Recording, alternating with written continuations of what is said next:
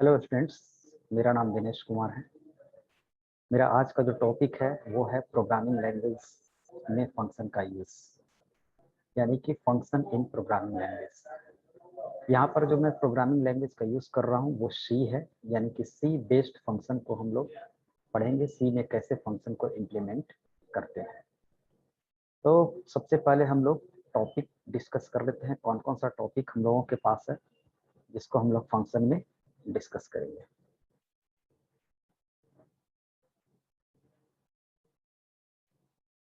सबसे पहले है what is function in C. Second is function aspects. Third is different aspects of function calling and last is function example. तो ये इतने topic को हम लोग इसमें कवर करेंगे, एक एक करके देखते जाएंगे। तो सबसे पहला है हम लोग के पास व्हाट इज फंक्शन इन सी। सी में फंक्शन क्या है या किसी भी प्रोग्रामिंग लैंग्वेज में फंक्शन क्या है। A function is a set of statement that takes input, do a specific computation and produce output. A function can be called multiple times to provide reusability and modularity to the C program. In other words, we can say that the collection of function creates a program. एक simple way में समझे तो function एक programme का part है जिसमें multiple line of coding होता है। यानी कि एक बड़े से प्रोग्राम्स को अगर आपको एक से ज्यादा भाग में डिवाइड करना हो तो उसके लिए हम लोग फंक्शन का यूज करते हैं, जिससे प्रोग्राम की कॉम्प्लेक्सिटी क्या होता है, रिड्यूस होता है ना। तो इस लिहाज से हम लोग फंक्शन का यूज करते हैं। अब इसमें हम लोग जानेंगे कि इसका एडवांटेज क्या है। पहला है by using function we can avoid rewriting same logic code again and again in a program. इसका मतलब है कि अगर आप कोई फंक्शन डिजाइन करके प्रोग्राम में स्टोर कर देते हैं और उस फंक्शन को, यानी कि उस कोड को, सेट ऑफ कोड्स को, यानी फंक्शन को किसी दूसरी जगह पर उसी प्रोग्राम में बार बार यूज हो रहा है, तो हम उस फंक्शन को कॉल कर देंगे, न कि उसके पूरे सेट ऑफ कोड्स को। सेकेंड है we can call C function any number of times in a program and from any place in a program. इसमें क्या है कि किसी भी फंक्शन को आप सी या अदर लैंग्वेज में एक बार आप डिजाइन करके उसको किसी भी प्लेस पर बार बार कॉल कर सकते हैं, यूज कर सकते हैं। यानी कि आप डिजाइन वंस करेंगे और कॉल आप मेनी टाइम्स, यानी बार बार जब जरूरत जहां पर प्रोग्राम में हो उसको कॉल कर सकते हैं। The third point is we can track a large C program easily when it is divided into multiple functions. जब बहुत बड़ा प्रोग्राम होता है ना, उसको हम लोग डिवाइड करने के लिए फंक्शन का यूज करते हैं। उससे आसानी क्या होती है कि किसी भी पर्टिकुलर कोडिंग में, पर्टिकुलर सेगमेंट में फंक्शन में प्रॉपरली वर्क नहीं कर रहा है तो हमको उसको ट्रैक करने में आसानी होती है। यानी कि जिस फंक्शन, जिस डिजाइन में वो प्रॉब्लम है उसी में हम लोग जाके उस प्रॉब्लम को, बग को फिक्स करते हैं। The last is reusability is the main achievement of function. इसको थोड़ा सा पहले भी मैंने डिस्कस किया था कि रियूजेबिलिटी इसका मेन अचीवमेंट है। यानी कि आप अगर एक बार फंक्शन बनाते हो तो उसको बार बार आप कॉल कर सकते हो जहां उसकी जरूरत हो। तो ये फंक्शन का एडवांटेज था। नेक्स्ट है फंक्शन एस्पेक्ट्स, यानी कि फंक्शन में क्या क्या एस्पेक्ट्स होते हैं, क्या क्या हम लोग उसको, कैसे उसको डिजाइन करते हैं, कैसे डिक्लेयर करते हैं और कैसे कॉल करते हैं।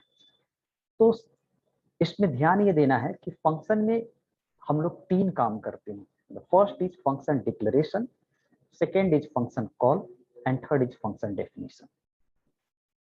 तो इसमें अभी जो मैं बताने वाला हूँ, पहले बताने वाला हूँ फंक्शन डेफिनेशन। फंक्शन डेफिनेशन कहने का मतलब कि फंक्शन को हम लोग डिजाइन कैसे करेंगे, और उसके बाद है फंक्शन कॉल, यानी उस डिजाइन किए हुए फंक्शन को हम लोग प्रोग्राम में कैसे यूज करेंगे, कैसे कॉल करेंगे। लेकिन इन दोनों से पहले हम लोग का होता है फंक्शन डिक्लेरेशन। लेकिन फंक्शन डिक्लेरेशन एक ऑप्शनल पार्ट है, यानी कि वो तब जरूरत पड़ती है जब हम लोग पहले फंक्शन को कॉल करते हैं, डेफिनेशन बाद में करते हैं, तब फंक्शन डिक्लेरेशन की जरूरत पड़ती है। लेकिन जब फंक्शन को डिफाइन पहले करते हैं और कॉल बाद में करते हैं तब फंक्शन डिक्लेरेशन की जरूरत नहीं पड़ती है। ये सारे पॉइंट्स को हम आगे डिस्कस करने वाले हैं और इसका एग्जांपल्स भी है। सबसे पहले हम लोग दो चीज करेंगे, पहले फंक्शन डिफाइन करेंगे, उसके बाद फंक्शन कॉल करेंगे। तो यहाँ पर फंक्शन डिक्लेरेशन की मुझे जरूरत नहीं होगी। फंक्शन डिफिनीशन में आप देख रहे हैं ये इसका सिंटेक्स है, जिसमें पहला है रिटर्न टाइप। रिटर्न टाइप के रूप में हम लोग दो कीवर्ड का यूज करते हैं, एक कोई भी डेटा टाइप, चाहे वो इंट हो, फ्लोट हो, कैर हो, डबल हो, और दूसरा वॉइड, है ना, जो नन टाइप होता है, कोई टाइप नहीं होता। उसके बाद एक एप्रोप्रिएट हम लोग फंक्शन नेम लिखते हैं, वो यूजर का चॉइस होगा। और ये आर्गुमेंट लिस्ट है जहां पर हम वेरियस वेरिएबल्स का यूज करते हैं। ये भी पार्ट आपका ऑप्शनल है। और उसके बाद वो फंक्शन क्या वर्क परफॉर्म करता है वो इसके फंक्शन बॉडी में डिफाइन रहेगा। एक बार फंक्शन डिफाइन हो जाने के बाद, यानी फंक्शन बन जाने के बाद, उसके बाद हम लोग फंक्शन को कॉल करेंगे। और फंक्शन को कॉल करने में हमें क्या जरूरत है, उस फंक्शन का नेम, और यहाँ पर अगर आर्गुमेंट लिस्ट आपने पास किया है, यानी कि नंबर्स ऑफ वेरिएबल पास किया है, तो वो यहाँ पर भी आपको पास करना पड़ेगा। एक है फंक्शन डिक्लेरेशन। फंक्शन डिक्लेरेशन में सिर्फ और सिर्फ आपको ध्यान देना है कि जो फंक्शन डिफिनीशन का फर्स्ट लाइन होता है वही फंक्शन का डिक्लेरेशन होता है। इसमें अंतर ये है कि यहाँ पर फंक्शन डिक्लेरेशन में हम लोग सेमीकोलन का यूज करते हैं, यानी कि यह एंड ऑफ द स्टेटमेंट है। आगे चलते हैं हम लोग। फंक्शन को हम लोग कॉलिंग के हिसाब से या डिजाइनिंग के हिसाब से चार टाइप में कैटेगराइज कर सकते हैं। यहाँ पर हम फंक्शन का टाइप नहीं कह सकते हैं इसको, बट इसका कैटेगराइजेशन हम कॉलिंग और डिजाइनिंग की तरह से इस तरह करते हैं कि ये चार टाइप में कैटेगराइज हो जाता है। Function, the first is function without argument and without return value. Second है function without argument and with return value. Function with argument and without return value. Function with argument and with return value. तो इन चारों का मैं एक एक करके example देता हूं जो आगे इसमें डिस्कस है। फर्स्ट है function without argument and without return value. ये प्रोग्राम इस पे बेस्ड है, इसको हम समझेंगे और उसके बाद मैं इसे रन कराकर आपको दिखाऊंगा। फंक्शन विदाउट आर्गुमेंट कहने का मतलब है फंक्शन को, यहाँ पर मैंने फंक्शन को डिफाइन किया है, यहाँ से यहाँ तक ये फंक्शन का डिफाइनिंग है, और यहाँ फंक्शन का क्या है, कॉलिंग है। हम लोग फंक्शन का डिफाइन बाहर करते हैं, यानी कि मेन के अंदर उसका फंक्शन का डिफाइनिंग नहीं करते हैं। फंक्शन इंडिविजुअली अपने आप में डिफाइन होता है, और फंक्शन का कॉल हम लोग मेन के अंदर करते हैं। ये जानते हैं कि किसी भी प्रोग्राम में मेन के अंदर ही किसी भी फंक्शन, यानी यूजर डिफाइंड फंक्शन या फिर प्री डिफाइंड फंक्शन को हम लोग कॉल करते हैं। तो पहले मैंने फंक्शन को यहाँ डिजाइन किया है, डिफाइन किया है, और यहाँ पर फंक्शन को कॉल किया है। डिफाइन करते समय आप देख रहे हैं कि मेरा जो सिंटेक्स था उसमें सबसे पहले था रिटर्न टाइप। रिटर्न टाइप में मैंने बताया था कि रिटर्न टाइप में या तो हम डेटा टाइप का यूज करते हैं या फिर वॉइड का यूज करते हैं। ठीक है, अगर किसी फंक्शन में as a return type void use कर रहे हैं तो वो फंक्शन हो जाता है विदाउट रिटर्न वैल्यू, यानी ये फंक्शन कुछ वैल्यू रिटर्न नहीं करता है। और फंक्शन डिफाइन करते समय उसके पैरेंथेसिस के अंदर कोई भी वैल्यू हम लोग पास नहीं करते हैं, तो वो होता है विदाउट आर्गुमेंट। यानी कि वॉइड लगा देने से ये नॉट रिटर्न टाइप हो गया, यानी विदाउट रिटर्न वैल्यू हो गया, और पैरेंथेसिस में कोई वैल्यू नहीं पास करने से ये क्या हो गया, विदाउट आर्गुमेंट भी हो गया। ठीक है, अब हम लोग यहाँ चलेंगे और इसका एग्जाम हम लोग रन करा के देखेंगे। तो इसके एग्जाम्पल्स को रन कराने के लिए मैं यहाँ कोड ब्लॉक का यूज करता हूँ। आप अलग अलग प्लेटफॉर्म पर भी यूज कर सकते हैं कोड ब्लॉक, डेवसी या फिर टर्बो पर भी यूज कर सकते हैं।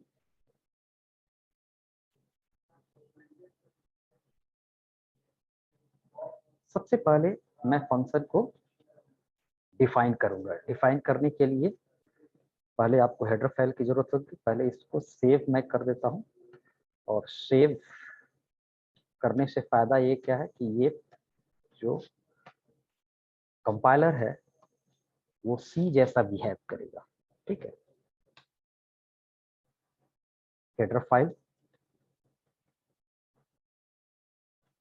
stdio.h,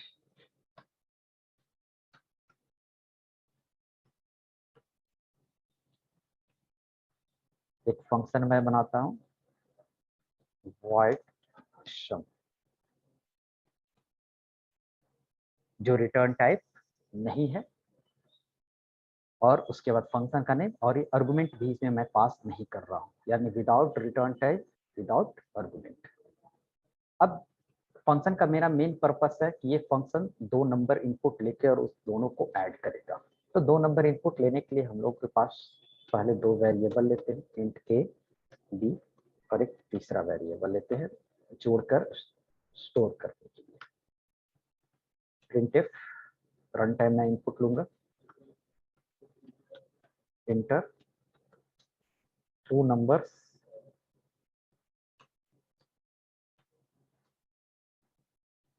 scanf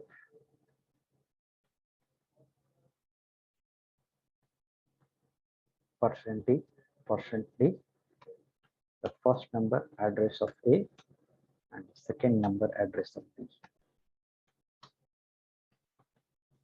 add equals to A plus B, और फिर इस ऐड को हम लोग प्रिंट करा देंगे। प्रिंटफ एक एप्रोप्रिएट मैसेज के साथ addition equal to addition of 2 numbers equal to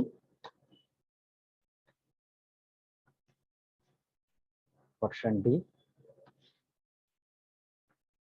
और यहाँ पर आ जाएगा ऐड। तो ये फंक्शन तैयार हो गया। एक सम नाम का मैंने फंक्शन बनाया, उसमें 2 नंबर इनपुट लिया और दोनों नंबर को जोड़ने के बाद उसे तीसरे में स्टोर करा के प्रिंट करा दिया। यानी कि इस फंक्शन का काम है 2 नंबर इनपुट लेना और उसको ऐड करके रिजल्ट दिखाना, प्रोड्यूस करना। अब इस फंक्शन को कॉल करेंगे, तो फंक्शन को कॉल हम लोग हमेशा मेन के अंदर करते हैं, ठीक है, या फिर किसी दूसरे फंक्शन के अंदर भी कर सकते हैं। ये जरूरी नहीं होता है कि सिर्फ मेन के अंदर ही करेंगे। फंक्शन का कॉल हम लोग या तो मेन के अंदर करते हैं या किसी दूसरे फंक्शन के अंदर करते हैं, ठीक है। अब इस फंक्शन को कॉल करेंगे तो फंक्शन कॉलिंग करने के लिए सिंटेक्स था सिर्फ फंक्शन का नेम, तो ये हो गया फंक्शन कॉलिंग। और एक इंट मेन है, इसमें रिटर्न 0 जो प्रोग्रामिंग आप करते हैं। इसको रन करा के मैं देखूंगा, enter 2 numbers 14 50, addition of 2 number equal to 29। अब इसको थोड़ी सी समझना है। आप ये जानते हैं कि सी प्रोग्रामिंग लैंग्वेज में सबसे पहले प्रोग्राम को रन कराने के बाद कंपाइलर जो है वो इसको मेन को रिवोक करता है ना। मेन को वो क्या करेगा, मेन को एग्जीक्यूट करेगा, मेन को रन कराता है। रन कराने में सबसे पहले इसको सम फंक्शन मिला, सम नाम का फंक्शन। अब ये सम नाम का फंक्शन को देखिएगा कि इसका बॉडी डिफाइन कहाँ है। बॉडी डिफिनीशन में आने के बाद यानी कि ये कॉलिंग फंक्शन, ये फंक्शन अपना बॉडी डिफिनीशन खोजेगा। बॉडी डिफिनीशन के अंदर आने के बाद जो भी यहाँ पर इसके बॉडी में होगा वो सारा वर्क परफॉर्म करेगा। तो सबसे पहले यहाँ पर देख रहे हैं कि 2 नंबर लेने के लिए 2 वेरिएबल यूज किया है और एक उसको स्टोर करने के लिए तीसरा वेरिएबल ऐड यूज किया है। दोनों नंबर को मैंने यहाँ पर इनपुट लिया है, उसके बाद स्टोर किया है, उसके बाद प्रिंट कर दिया है मैसेज। यहाँ ये पूरे सम का फंक्शन का बॉडी पूरे काम करने के बाद फिर से ये फंक्शन का यानी प्रोग्राम का कंट्रोल सम के पास आ जाएगा। उसके बाद सम के बाद रिटर्न 0, यानी कि ये मेन का स्टेटमेंट खत्म हो चुका है। तो इस तरह से मेरा प्रोग्राम रन कर जाएगा। यहाँ ध्यान देने वाला एक और बात है कि ये इसको हम लोग कहते हैं कॉलिंग फंक्शन और इसको कहते हैं कॉल्ड फंक्शन। यानी कि कॉलिंग फंक्शन सबसे पहले हम इंट मेन में यूज करते हैं, यानी कि calling function he called function को क्या करता है, कॉल करता है ना। तो यहाँ पर आप देख रहे हैं कॉलिंग फंक्शन आने के बाद कॉल फंक्शन को ये कॉल किया और यहाँ पर एप्रोप्रिएट आउटपुट आ गया। ये था हम लोगों को नॉट रिटर्न टाइप यानी विदाउट रिटर्न विदाउट आर्गुमेंट। अब मैं इसको विथ आर्गुमेंटेड बनाता हूँ। रिटर्न तो विदाउट ही होगा बट विथ आर्गुमेंटेड भी बनाता हूँ। अब इस आर्गुमेंट में हम लोगों को 2 नंबर का यूज करना रहता है, सॉरी पैरामीटर लिस्ट यानी कि वेरिएबल्स का यूज करना रहता है। वेरिएबल्स को यूज करने के लिए हम लोग को सबसे पहले समस्या आती है कि हम लोग क्या वेरिएबल और कितने वेरिएबल यूज करेंगे। तो इसके लिए पहले हम लोग ये ध्यान लगाना होगा कि हम लोग किसका फंक्शन यूज कर रहे हैं। हम लोग यहाँ पर फंक्शन यूज कर रहे हैं वो दो नंबर को जोड़ने के लिए यूज कर रहे हैं, और आप ये जानते हैं कि दो नंबर को जोड़ने के लिए हमारे पास दो वेरिएबल की होना जरूरत है। तो हम लोग उस दो वेरिएबल को ले लेते हैं, इंट ए इंट बी। यहाँ ये भी ध्यान देना है कि यहाँ पर डेटा टाइप डिक्लेयर करते समय, वेरिएबल डिक्लेयर करते समय हम लोग को हर एक वेरिएबल के साथ टाइप यूज करना नेसेसरी है। ठीक है, अब जब मैं यहाँ पर इसको, अब ये हो गया आपको विदाउट रिटर्न विथ आर्गुमेंट। अब जब यहाँ पर हम लोग वेरिएबल का यूज कर लेते हैं तो वो वेरिएबल फिर यहाँ नहीं लेंगे, यहाँ पर सिर्फ और सिर्फ तीसरे वेरिएबल का हम लोग यूज करेंगे, और इस दोनों का इनपुट यहाँ से मिलेगा। ठीक है, तो हम लोग ये वैल्यू ए और बी के लिए वैल्यू यहाँ डायरेक्ट नहीं देकर हम लोग कॉलिंग फंक्शन यानी फंक्शन को जहाँ कॉल करते हैं वहां के थ्रू यहाँ पर इस वैल्यू को पास करते हैं। तो यहाँ वैल्यू अब आप डायरेक्ट भी ले सकते हैं या फिर रन टाइम भी ले सकते हैं। मैं यहाँ डायरेक्ट ही पहले यूज कर दे रहा हूँ, वहां पर एग्जाम्पल मैंने जो पीपीटी में दिया है वो रन टाइम में दिया है, इसको भी आप समझ लेंगे डायरेक्ट। अब इस दोनों का वैल्यू यहाँ से सप्लाई किया जाएगा, तो जब यहाँ सप्लाई किया जाएगा तो यहाँ पर ये हट जाएगा। ठीक है, ए और बी का, तो सिर्फ और सिर्फ ये रहेगा। अब इसमें क्या होगा कि पहले तो मैं रन करा के दिखाता हूँ कि इसका आउटपुट अप्रोप्रिएट आ रहा है कि addition of two number equal to 30, यानी कि आउटपुट मेरा सही है। अब इस प्रोग्राम को थोड़ा सा समझने की कोशिश करेंगे कि ये कैसे काम कर रहा है। सबसे पहले इस प्रोग्राम को रन करेंगे तो कंपाइलर मेन को टारगेट करेगा, मेन को एग्जीक्यूट करेगा। ठीक है, मेन को एग्जीक्यूट, मेन के बॉडी में आने के बाद उसे सब नाम का फंक्शन मिला, यानी कि ये कॉलिंग फंक्शन है जो इसका बॉडी को क्या करेगा, एग्जीक्यूट कराएगा। तो सम नाम का फंक्शन मिलने के बाद इसका बॉडी यहाँ पर है, यानी कि सीधे यहाँ के बाद प्रोग्राम का कंट्रोल यहाँ ट्रांसफर हो जाएगा, और ये जो इसके अंदर पैरामीटर है वो पैरामीटर इस वैल्यू, ये जो है कॉलिंग फंक्शन इसके लिए यानी ए और बी के लिए 10 एंड 20 रेस्पेक्टिवली सप्लाई कर देगा। यानी ए का वैल्यू 10 हो गया और बी का वैल्यू 20 हो गया। यानी इसे इस तरह से भी कर सकते हैं कि कॉलिंग फंक्शन जो होता है वो कॉल्ड फंक्शन को अपने वैल्यू का कॉपी सप्लाई करता है, यानी मेन वैल्यू सप्लाई नहीं कर रहा है, मेन वैल्यू अपने पास भी रख रहा है और एक एक कॉपी कॉल्ड फंक्शन को भी दे रहा है। तो respectively a equal to 10 and b equal to 20 हो गया। अब सपोज यहाँ पर इंट ऐड है, तीसरा variable add equal to a plus b, यानी कि क्या हो जाएगा 30, एंड फिर से हम लोग प्रिंट कर देंगे। जब इस फंक्शन का स्कोप खत्म हो जाएगा तो फिर से प्रोग्राम का कंट्रोल यहाँ पर आ जाएगा। यहाँ पर आने के बाद रिटर्न 0, यानी कि फंक्शन का मेन एग्जीक्यूट कर गया और मेरा आउटपुट ये आ गया। तो इस तरह से ये दोनों हो गया विदाउट रिटर्न विथ आर्गुमेंट। अब हम लोग देखेंगे, थर्ड देखेंगे not with return without argument. तो विथ रिटर्न देख लिए हम लोग को कोई भी डेटा टाइप यूज करते हैं, इंट, कैर, फ्लोट या फिर डबल। अब यहाँ पर सोचना है कि कौन सा डेटा टाइप का हम लोग यूज करेंगे, इंट करेंगे, कैर करेंगे, फ्लोट करेंगे या डबल करेंगे। तो आपको ऑपरेशन किस तरह के उस फंक्शन पर करना है इस पे डिपेंड करता है रिटर्न टाइप। ऑपरेशन है दो नंबर, दो इंटीजर्स को जोड़ना, तो ऑब्वियसली आप दो इंटीजर को जोड़ोगे तो इसका आउटपुट भी इंटीजर ही आएगा। तो यहाँ पर मैं रिटर्न टाइप इंट दे देता हूँ, इंट सम, और इसको विदाउट आर्गुमेंटेड मैं बनाता हूँ। तो विदाउट आर्गुमेंटेड अगर आप बनाते हैं यानी कोई आर्गुमेंट इसमें पास नहीं करते हैं और इसको दो नंबर पर काम करना है। अब इस फंक्शन को वैल्यू यहाँ से सप्लाई नहीं होगा, क्योंकि जैसा आप डिफाइन की है वैसा ही कॉल करेंगे। तो यहाँ से जब सप्लाई नहीं होगा तब तो कहाँ पर दो नंबर इनपुट लेंगे, तो दो नंबर हमको फंक्शन बॉडी में इनपुट लेना है।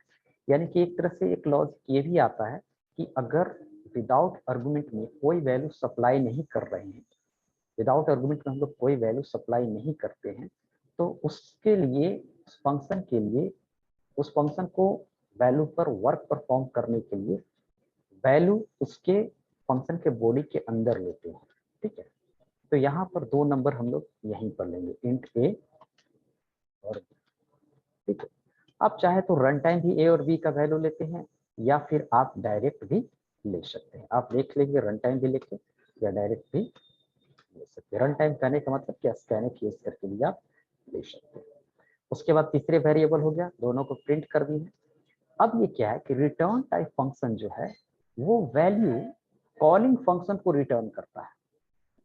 ठीक है, तो जब कॉलिंग फंक्शन को वैल्यू रिटर्न करता है यानी जोड़ने के बाद ये वैल्यू जो है, ठीक है, 10 और 20 जोड़ने के बाद जो 30 आया, यानी कि result, return type function result को कॉलिंग फंक्शन को रिटर्न करता है।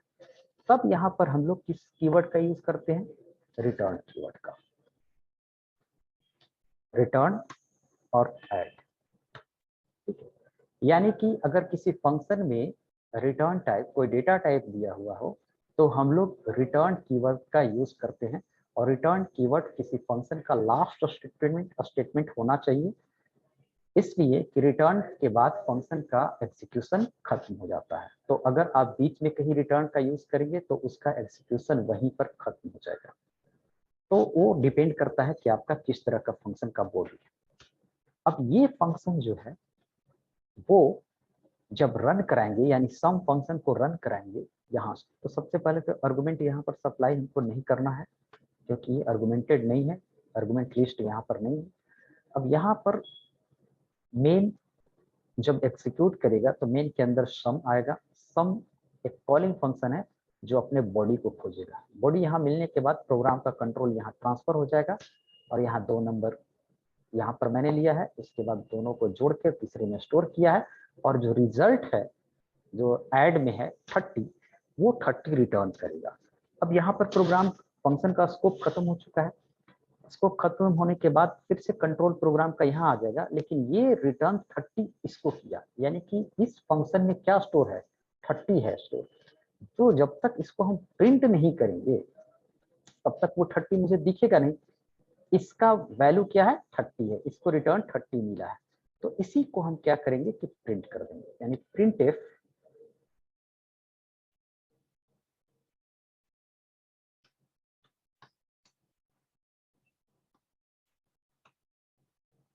Addition of two numbers percent d sum. अब ये प्रिंट कर देगा, तो इसे हम लोग देख लेंगे। ये कॉल भी यहाँ पर हो रहा है ना, ये कॉल भी हो रहा है, लेकिन कॉल हम लोग किसके अंदर कर रहे हैं, प्रिंट स्टेटमेंट के अंदर कर रहे हैं। इस तरह से addition of two number equal to 30।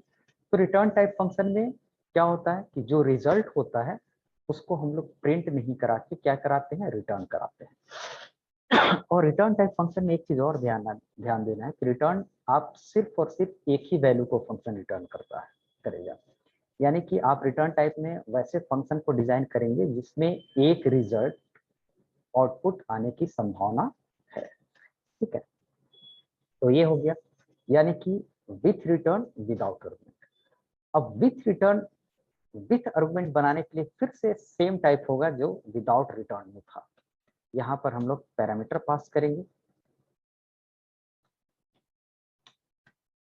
ठीक है, जब यहाँ पर पैरामीटर पास कर देंगे तो इस पैरामीटर के लिए वैल्यू कॉलिंग से मिलेगा, यानी जहाँ कॉल कर रहे हैं वहां से सप्लाई होगा। तो वहां से सप्लाई होगा तो ये चीज हम यहाँ पर यूज नहीं करेंगे। यहाँ से सप्लाई होने का मतलब है, और बाकी रिटर्न रिटर्न ऐड, चूंकि रिटर्न टाइप रिटर्न करता है, रिटर्न कीवर्ड होना जरूरी है जब हम यहाँ पर रिटर्न टाइप का यूज कर रहे हैं।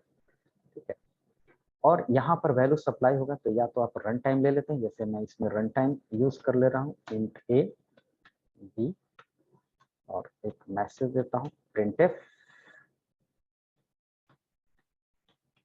Inter two numbers scanf %d address of a address of B.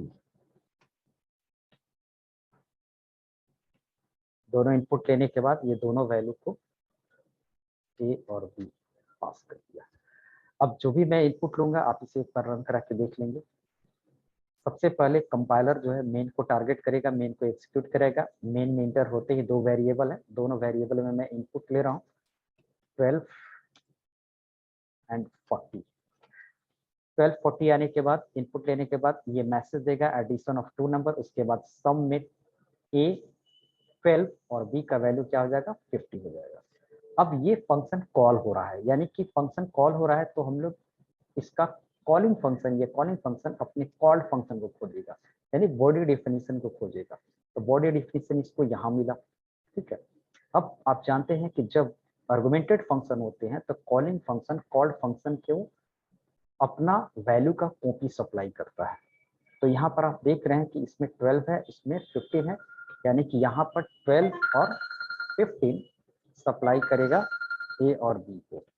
तो या इसकी वैल्यू 12 होगी, इसकी वैल्यू 50 हो गई, और दोनों को स्टोर कर दिया। जोड़ने के बाद तीसरे में स्टोर कर दिया, और ये चूंकि रिटर्न टाइप है तो रिटर्न कर दिया वैल्यू। रिटर्न क्या करेगा 50 और 12 आप 62 रिटर्न कर दिया। तो 62 इसका वैल्यू रिटर्न करने के बाद फिर से प्रोग्राम का कंट्रोल यहाँ आ जाएगा, इसमें 60 है और इस 60 को मैंने फिर प्रिंट करा दिया। उसके बाद रिटर्न 0, यानी कि फंक्शन आपका एग्जीक्यूट हो जाएगा। अब देखिए 62।